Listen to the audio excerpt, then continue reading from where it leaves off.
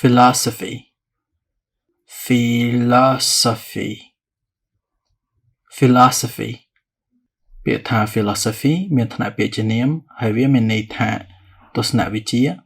ឬការសិក្សាអំពីលក្ខណៈជាមូលដ្ឋាននៃចំណេះដឹងជីវភាពរស់នៅការពិតអត្ថិភាពហេតុផលចិត្តតម្លៃនិងភាសាពាក្យមួយនេះមានប្រភពមកពីពាក្យក្រិក philosophia ដែលពាក្យថា philo មានន័យថាការស្រឡាញ់ហើយពាក្យថា sophia មានន័យថាចំណេះដឹងដូច្នេះន័យពេញនៃពាក្យនេះគឺការស្រឡាញ់ចំណេះដឹងបុគ្គលដែលអនុវត្តឬសិក្សាអំពីទស្សនវិជ្ជាឬក៏ទស្សនវិទូយើងហៅថា philosopher philosopher philosopher បើសិនជាយើងចង់ប្រើពាក្យនេះជាគុណនាមយើងត្រូវប្រើ philosophical philosophical philosophical មានន័យថាដែលតកតងនឹងទស្សនវិជ្ជាឬនៃទស្សនវិជ្ជាឧទាហរណ៍ a philosophical discussion about free will a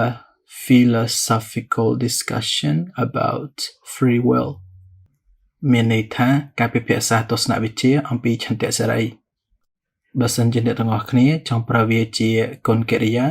យើងត្រូវប្រើ philosophically philosophically philosophically ដែលមានន័យថាដោយឬតាមទស្សនវិជ្ជាឧទាហរណ៍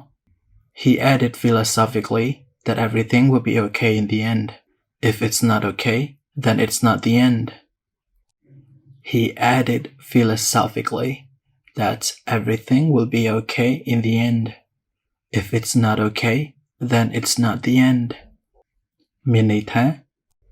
គាត់បាននិយាយបន្ថែមតាមបែបទស្សនវិជ្ជាថាអ្វីៗនឹងល្អនៅទីបញ្ចប់